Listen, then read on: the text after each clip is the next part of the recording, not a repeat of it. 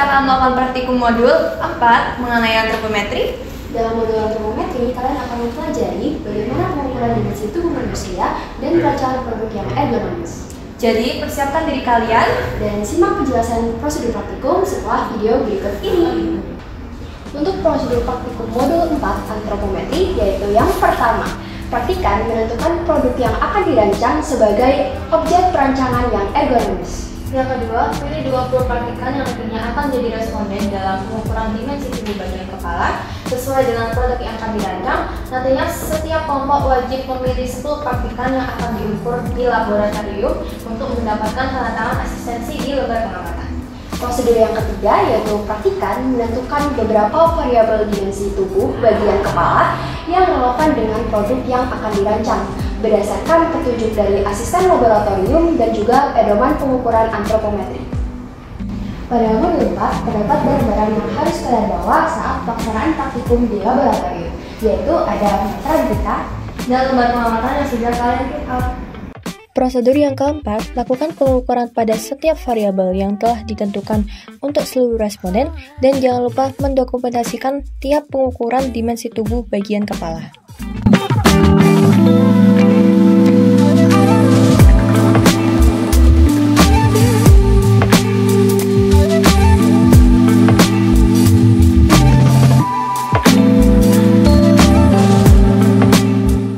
Prosedur yang kelima, catat semua hasil pengukuran dari masing-masing responden dalam tabel yang berada di lembar pengamatan yang nantinya akan dilanjutkan dengan pengolahan data.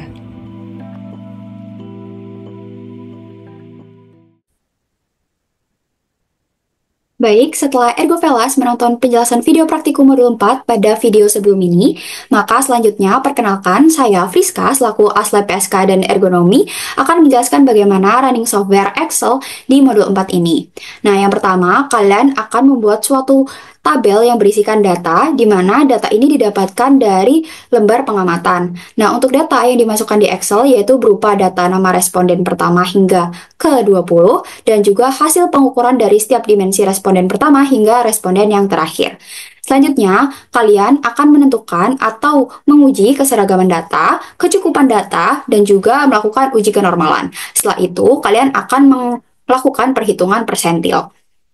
Nah, untuk yang pertama yaitu uji keseragaman data, di mana uji keseragaman data ini dilakukan sama seperti modul 1, yaitu dengan cara menentukan nilai BKA, PKB, rata-rata atau centerline, dan juga membuat control chart. Nah, untuk yang pertama, kalian akan membuat tabel seperti ini, di mana kalian harus membuat tabel seperti ini sebanyak 3 tabel sesuai dengan dimensi yang kalian ukur. Nah, untuk yang pertama, bagian kolom XI ini didapatkan dari sama dengan, yaitu baris atau kolom data dimensi yang pertama. Kemudian kalian klik enter, kemudian tinggal drag ke bawah. Nah, selanjutnya adalah menentukan nilai rata-rata. Nah, nilai rata-rata ini didapatkan dari sigma X dibagi total data atau N, di mana kalau di Excel dapat dilakukan dengan cara klik average dari data yang pertama hingga data yang terakhir. Nah, berhubung average ini nilainya kan hanya 1, jadi untuk yang baris kedua hingga baris ke-20 ini dapat dilakukan dengan cara sama dengan, kemudian klik baris yang pertama atau hasil rata-rata tadi, kemudian klik F4. Nah, untuk F4 sendiri ini tergantung laptop masing-masing, karena ada yang Fn plus F4. Nah, ada juga yang harus mengetikkan simbol dolar secara otomatis, jadi disesuaikan masing-masing ya. Kemudian klik enter. Nah, kemudian drag ke bawah.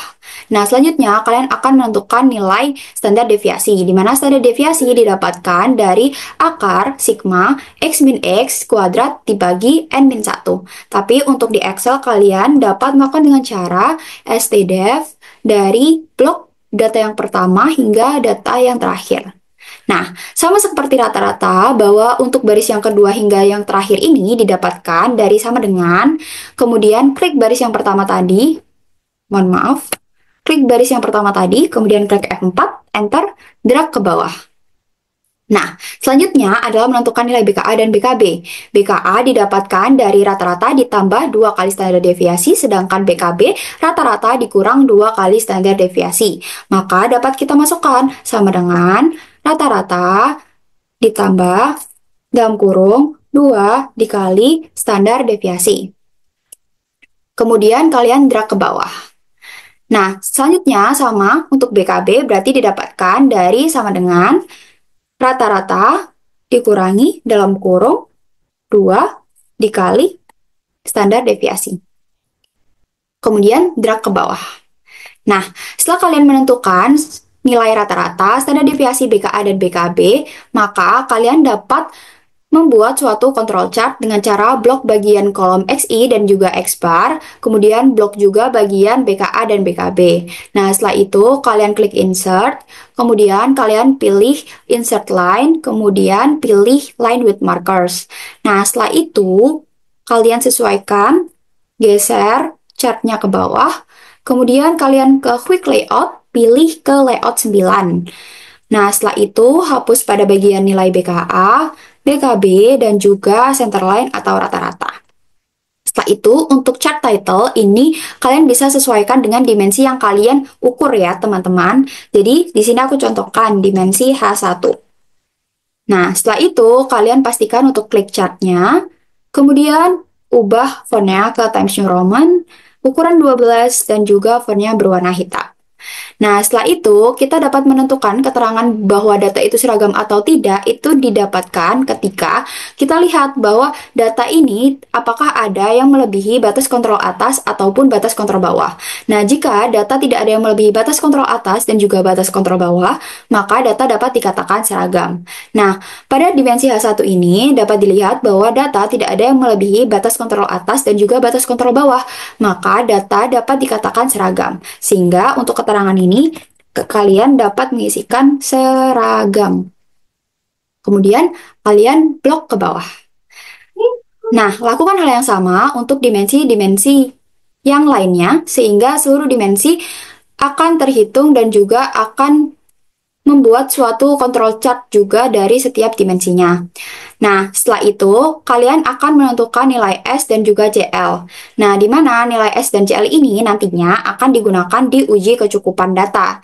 Nah, untuk rumusnya sendiri, jika S itu didapatkan nilai dari standar deviasi dibagi X dikali 100%, sedangkan CL atau tingkat kepercayaan nantinya akan menentukan nilai K atau kepercayaan yang akan kalian pakai di uji kecukupan data. Nah, jadi untuk CL sendiri itu rumusnya 100% dikurangi dari persentase S. Nah, untuk yang pertama kita lihat di sini, pada data dimensi yang pertama itu didapatkan dari standar deviasi dibagi X bar, X rata-rata. Nah, setelah itu kalian dikali dengan 100, kemudian klik Enter. Mohon maaf, tidak bisa di-drag ke bawah karena kalian harus menyesuaikan sesuai dengan dimensinya ya teman-teman. Jadi kalau misal ini S yang kedua, berarti kalian harus pilih yang standar deviasi yang bagian tabel kedua dan juga rata-rata yang kedua. Dan begitu juga untuk dimensi yang ketiga. Nah, untuk CL sendiri itu didapatkan dari 100% dikurangi nilai S.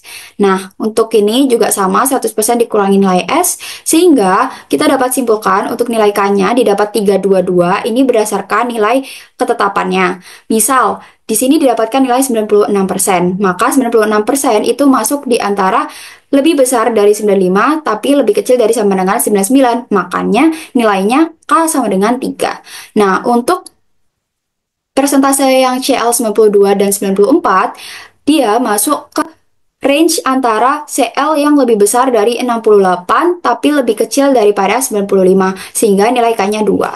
Nah, setelah itu, maka kalian lanjutkan untuk melakukan uji kecukupan data. Nah, dalam uji kecukupan data ini, kalian melakukan hal yang sama, kalian masukkan dulu data yang ada di lembar pengamatan tadi, kemudian kalian bikin juga tabel seperti ini sebanyak 3. Nah, kemudian kalian melakukan uji kecukupan data dengan rumus sebagai berikut, yaitu K per S dikali akar N sigma X kuadrat dikurangi sigma X dikuadratkan dibagi sigma X kemudian dikuadratkan. Nah, berhubung nilai S dan CL kita sudah dapatkan di uji keseragaman data, maka jangan lupa untuk kopas di bagian uji kecukupan data juga. Nah, selanjutnya kita akan mengisi kolom-kolom berikut, di mana XI sama seperti uji keseragaman data didapatkan dari sama dengan dari data yang pertama. Kemudian drag ke bawah. Nah, di sini ada sigma XI. Sigma XI adalah total dari data pertama hingga data terakhir. Kalian bisa lakukan dengan cara ALT sama dengan atau ketik sum dari data pertama hingga data terakhir. Nah, setelah itu kalian menentukan XI kuadrat dengan cara sama dengan XI di pangkat 2. Kemudian kalian enter. Nah, yaitu sigma XI kuadrat didapatkan dari sama dengan, karena sigma itu artinya jumlah, maka kalian klik sum. Kemudian di sini kan sudah ada nilai XI kuadrat. Jadi kalian tinggal blok dari data pertama hingga data terakhir, kemudian klik enter. Nah, karena sigma atau jumlah ini kan nilainya pasti sama. Jadi untuk yang baris kedua hingga baris ke-20 dapat dilakukan dengan cara sama dengan dari baris yang pertama. Kemudian klik F4, enter, dan juga scroll sampai ke bawah. Nah, kemudian untuk nilai sigma XI dikuadratkan itu berarti sama dengan sigma XI. Berarti itu adalah total dari XI. Artinya sum, kemudian kalian blok bagian XI, kemudian kalian kuadratkan. Nah, berhubung nilai sigma ini juga sama antara data pertama hingga data terakhir, maka dapat dilakukan dengan cara yang sama, yaitu sama dengan baris pertama di F4, kemudian di blok sampai ke bawah. Selanjutnya, kita akan menentukan nilai dari n-aksen, di mana n-aksen sendiri didapatkan dari perhitungan K dibagi S dikali akar N sigma X kuadrat dikurangi sigma X kuadrat dibagi sigma X dikuadratkan. Nah, untuk nilai K dan juga S sudah ditentukan berdasarkan uji keseragaman sebelumnya. Nah, sedangkan nilai N yaitu total data sebanyak 20. Selanjutnya, kita coba masukkan rumusnya ke dalam selnya. Sama dengan, dalam kurung, K bagi S, di mana K dan S yang digunakan adalah sesuai dimensinya. Berhubung ini dimensi yang pertama, maka K yang digunakan adalah K dimensi pertama, dan juga S dimensi pertama. Nah, setelah itu, jangan lupa untuk F4 pada bagian nilai K dan juga nilai S. Selanjutnya, kita dikali dengan akar, di mana akar itu SQRT. Dalam kurung, N, di mana N adalah jumlah data, yaitu sebanyak 20, kemudian dikali dengan sigma X kuadrat. Sigma X kuadrat itu didapatkan dari sini. Nah, selanjutnya dikurangi dengan L6, yaitu sigma X dikuadratkan.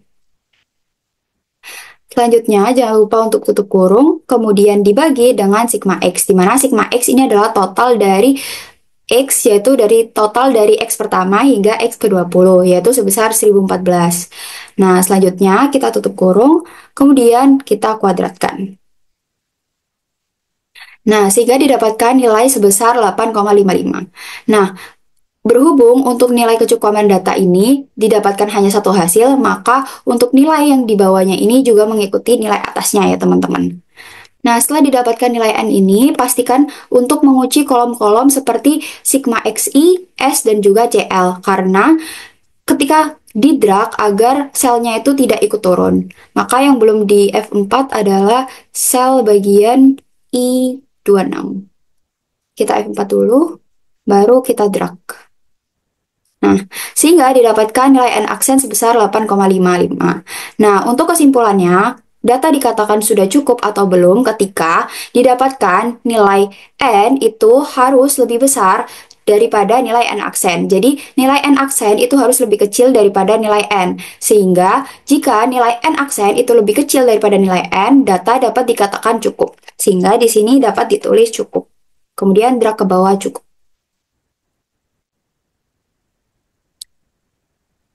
Nah, setelah kalian melakukan uji keseragaman dan juga uji kecukupan data, maka selanjutnya kalian akan melakukan uji kenormalan. Di mana untuk uji kenormalan di sini dilakukan dengan menggunakan uji Shapiro-Wilk. Kenapa? Karena uji Shapiro-Wilk atau uji normalitas Shapiro-Wilk itu dilakukan ketika untuk mengetahui sebaran data yang totalnya atau sampelnya itu kecil atau kurang dari 50. Dimana di sini kan kita hanya menggunakan 20 data, sehingga kita menggunakan uji Shapiro-Wilk. Sedangkan misal kita menggunakan lebih dari 50 data, maka dapat dilakukan dengan uji Kolmogorov-Smirnov. Nah, berhubung kita kan hanya 20 data, makanya kita menggunakan uji Shapiro-Wilk. Nah, untuk di sini kalian memasukkan data sama seperti pada sheet-sheet sebelumnya. Nah, bedanya adalah di sini kalian akan membuat tabel seperti ini sebanyak 3 kali sesuai dengan dimensi. Nah, selanjutnya di sini kalian akan menentukan nilai W penyebut dan juga nilai W pembilang. Nah, yang pertama kalian harus lakukan adalah untuk data X ini didapatkan dari kalian kopas data yang pertama. Jadi, jika tadi itu kalian sama dengan untuk uji kenormalan itu tidak bisa dilakukan dengan sama dengan karena data harus diurutkan.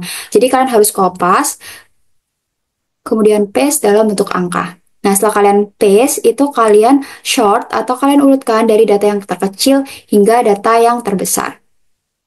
Kemudian continue, kemudian sort. Nah, selanjutnya kalian tentukan untuk jumlah data, yaitu jumlah atau total dari data pertama hingga data yang ke-20 dengan cara ALT sama dengan, kemudian enter. Nah, untuk rata-rata didapatkan dari average dari data pertama hingga data yang terakhir. Nah, selanjutnya untuk penentuan nilai X min X bar itu didapatkan dari sama dengan 48 dikurangi dengan 50,7, yaitu sama dengan I7 sama dikurangi dengan I28, di mana jangan lupa untuk yang X bar ini kalian harus kunci karena agar dia tidak ke input sel yang bawah-bawahnya. Setelah itu, kalian tinggal drag ke bawah. Nah, selanjutnya kalian akan menentukan nilai X min X dikuadratkan, didapatkan dari kuadrat dari nilai yang kolom ini. Berarti sama dengan dikuadratkan. Kemudian kalian drag ke bawah. Nah, setelah itu kalian menentukan total W penyebut. W penyebut ini didapatkan dari total data yang pertama hingga data yang terakhir, yaitu ALT sama dengan sum enter. Nah, setelah kalian mencari nilai W penyebut, selanjutnya kalian akan mencari nilai W pembilang. Nah, nilai W pembilang ini didapatkan dari jika data yang kita pakai itu data berjumlah genap, maka total I yang digunakan adalah setengah dari total datanya. Jadi, karena kita menggunakan total data 20, yaitu data berjumlah genap, maka untuk I-nya itu didapatkan dari setengah dari 20, yaitu 10. Jadi kita hanya menggunakan data dari 1 hingga data ke 10. Nah, untuk nilai AI ini didapatkan dari mana? AI ini didapatkan dari tabel Shapiro-Wilk karena kita menggunakan uji kenormalan Shapiro-Wilk. Nah, jadi kita tentukan N yang kita pakai adalah sebanyak 20, mohon maaf.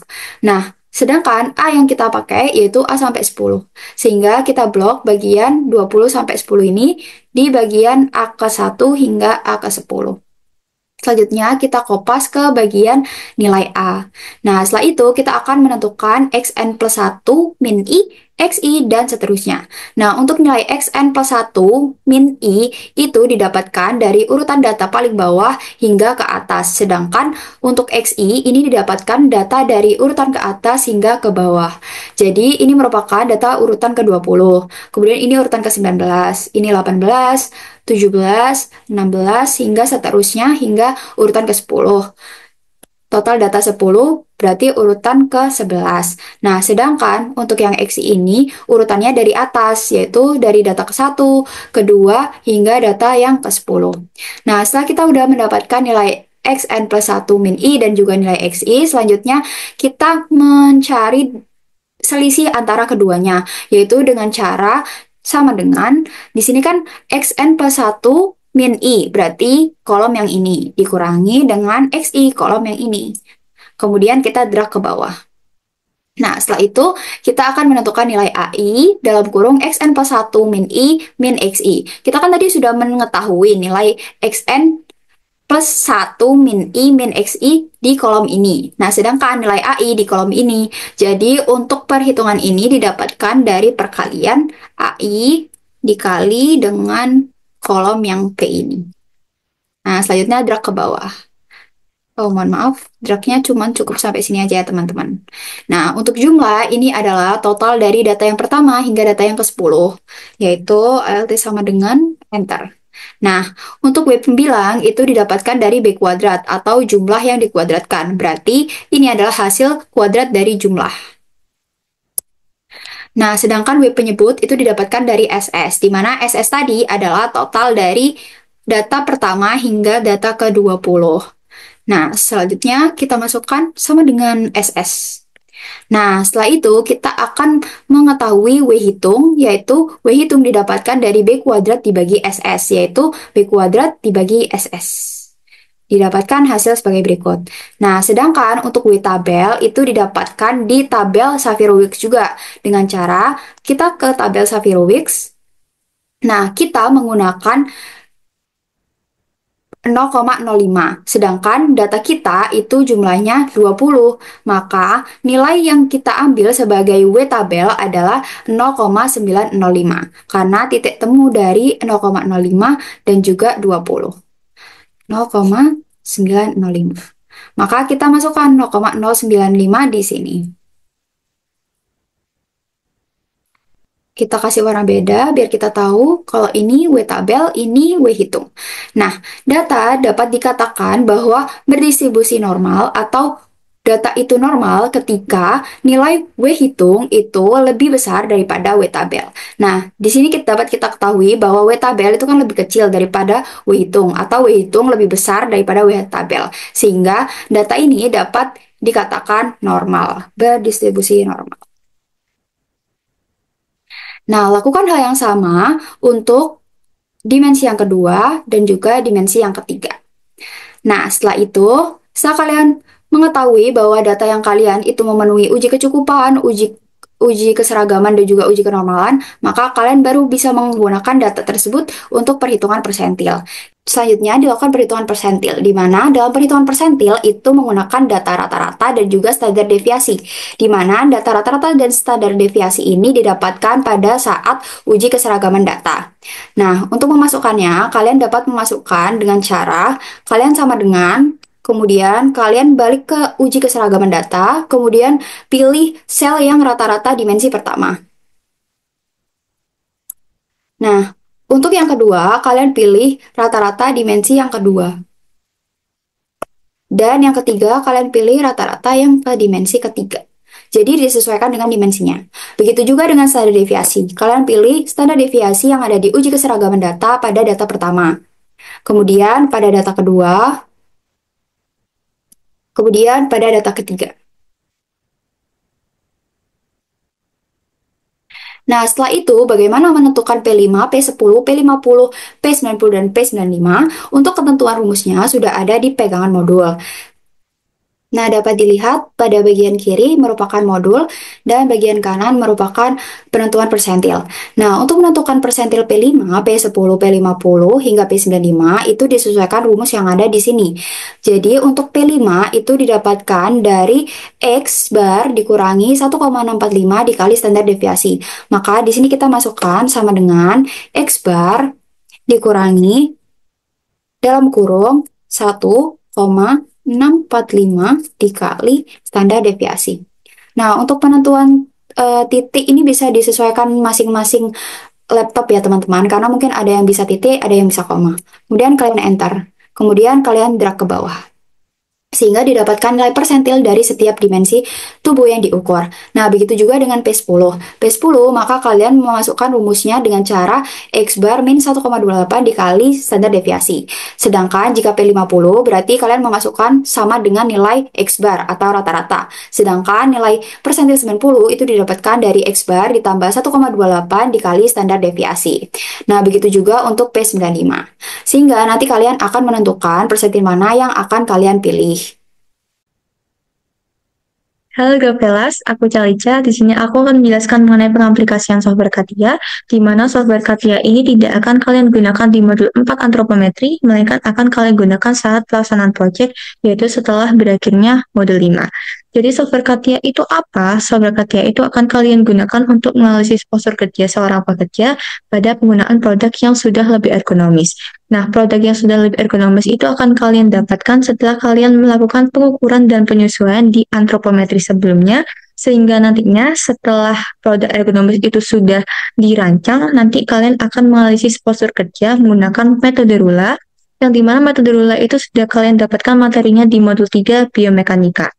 Nah, karena berhubungan dengan produk, maka kalian harus merancang produknya terlebih dahulu di AutoCAD, di mana di AutoCAD ini nanti kalian akan melakukan convert dari file DWG ke STL sebelum kalian masukkan ke dalam CATIA. Jadi tanpa berlama-lama lagi, aku bakal langsung jelasin supaya kalian nggak kebingungan. Oke, di sini langsung masuk aja ke AutoCAD-nya. Di sini aku contohin produk fotokopian yang bisa kalian sering lihat di tempat print-printan. Dan ketika membuat produk ini, pastinya kan ada tiap komponen produk. Dan itu kan belum menggabung jadi satu. Dan untuk menggabungkannya, kalian bisa pencet Ctrl A. Terus kalian ketik kayak gini. Terus pencet Enter. Nah, ini kan sudah kegabung ya. Kalau sudah, kalian bisa menuju ke pojok kiri sini, kalian pencet, terus pilih Export, kemudian pilih Auto Formats. Buat Auto Formats ini karena dia dari DWG ke STL, jangan lupa file of type-nya ini diganti STL, kemudian untuk nama filenya, kalian bisa ganti nama produk kalian, kemudian kelompok, kemudian kalian bisa mengganti sesi. Habis itu jangan lupa dipencet save. Kalau sudah, ini kan ada kotak-kotak kecil. Nah, ini kalian pencet ke produknya kayak gini. Kalau udah, kalian tinggal pencet enter. Nah, kalau sudah kayak gini, berarti produk kalian yang awalnya file DWG sudah berhasil ke-convert di STL. Oke, setelah kalian melakukan perancangan produk di software AutoCAD, selanjutnya kalian akan melakukan aplikasi langsung di software CATIA. Dengan cara seperti apa? Yang pertama itu kalian bisa klik Start, kemudian kalian pilih yang Ergonomic Design and Analysis, kemudian pilih yang Human Builder. Dan lalu kalian bisa klik produknya sampai warna orange seperti ini sebelum kalian melakukan Insert Mannequin. Jadi Insert Mannequin ini diibaratkan seorang pekerja yang menggunakan produk yang sudah lebih ergonomis setelah dilakukan pengukuran dan penyesuaian di antropometri. Dan untuk nama manekinnya itu kalian bisa sesuaikan dengan nama pekerja kalian masing-masing.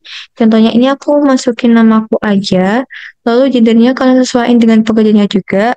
Di sini aku pilih yang cewek karena aku cewek.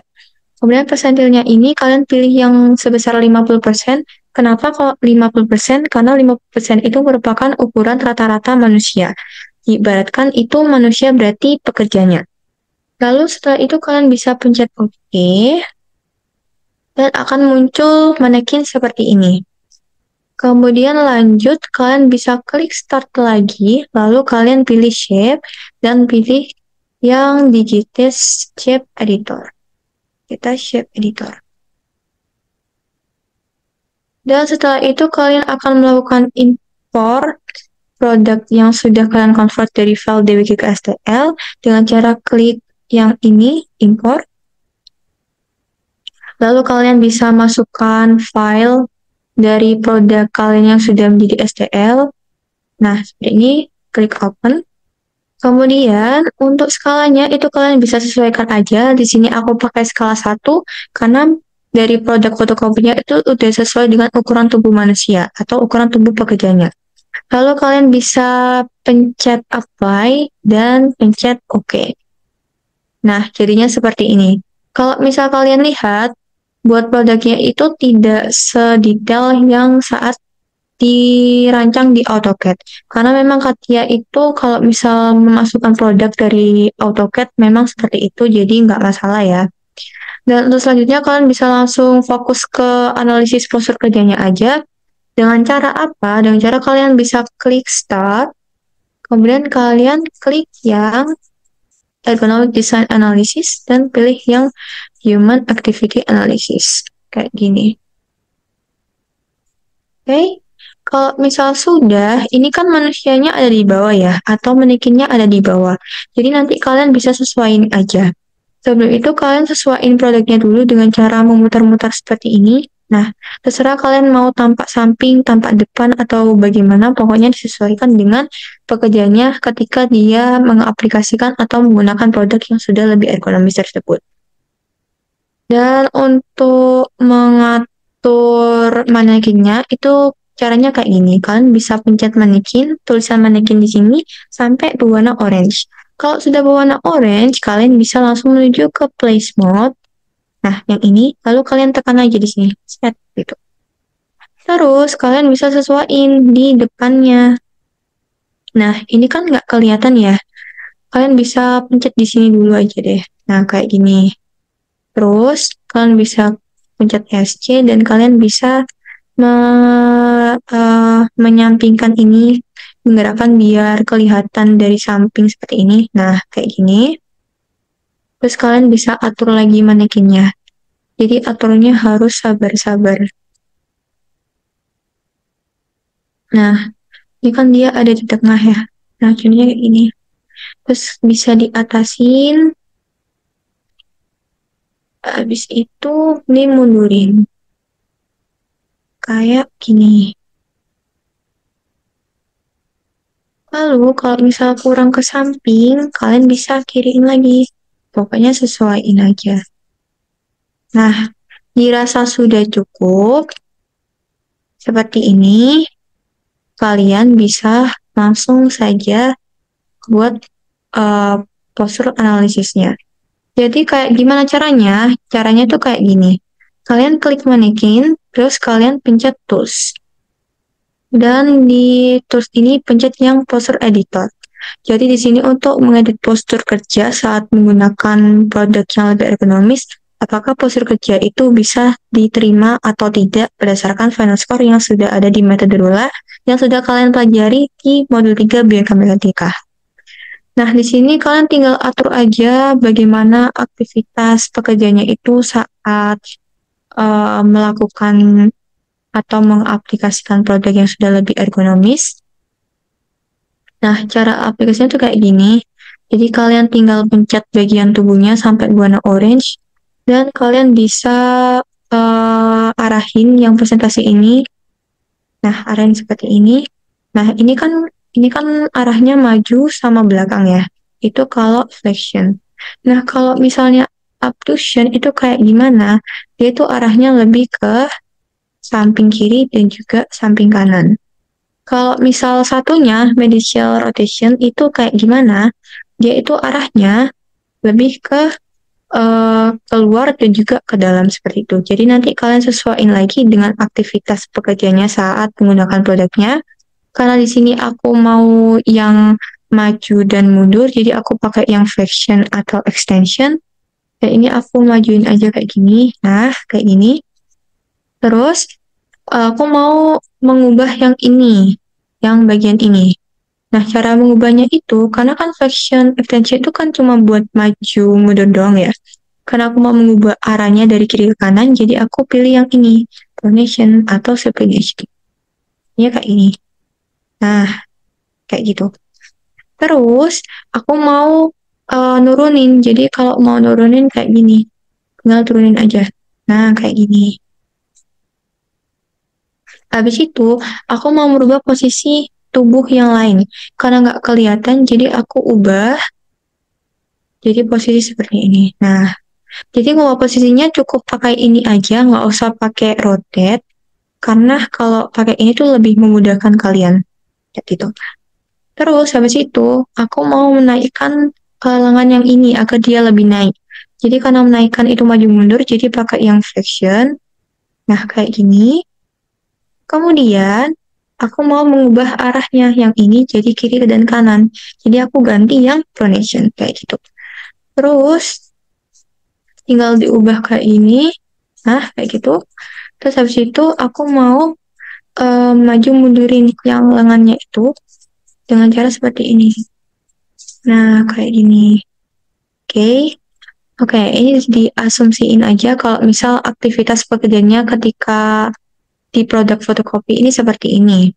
Jadi kalau semisal sudah dirasa sudah cukup dengan aktivitas yang dilakukan pekerja di produk kalian masing-masing, kalian bisa langsung ke analyze. Tapi kalian jangan lupa pencet manekinnya ini sampai berwarna orange. Kemudian kalian menuju ke analyze dan kalian pencet yang Rula analysis. Nah, yang ini kalian close aja nggak apa-apa. Nah, di sini kan sudah terlihat hasil dari Rula analisisnya. Dan di sini itu ada bagian kiri dan juga bagian kanan. Bagian kiri maksudnya bagian kiri tubuh di sini dan bagian kanan tubuh yang di sini. Karena di sini hanya terlihat final score-nya, kalian bisa pencet yang tanda panah ini biar melihat detail dari tiap bagian tubuhnya. Ini aku contohin yang di bagian kiri tubuh dulu ya. Jadi contohnya itu detailnya seperti ini. Ada upper arm, forearm, sampai dengan neck, trunk, dan leg atau kaki.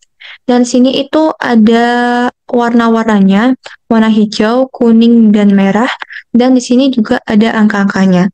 Jadi angka-angkanya itu merupakan angka dari sudut postur kerja. Jadi bukan angka dari skor atau final score itu bukan, tapi melainkan angkanya itu sudah ketetapan ketika postur kerja itu bisa dilihat berapa sudut postur kerjanya seperti itu. Dan buat warna-warnanya itu ada warna hijau, kuning, dan juga merah. Kalau warna hijau berarti klasifikasinya adalah risiko ringan, kalau warna kuning itu risiko sedang, kalau warna merah itu risiko tinggi. Dan dari detail tiap bagian tubuh ini didapatkan final score sebesar 3 dengan klasifikasi warna kuning. Yang berarti kalau misalnya klasifikasinya di 3, itu kalian tetapin di final score 3-4 sesuai dengan apa yang ada di modul, dan keterangannya itu evaluasi lebih jauh dibutuhkan dan mungkin saja perubahan diperlukan seperti itu. Dan kemudian kalian juga analisis yang di bagian kanan tubuh.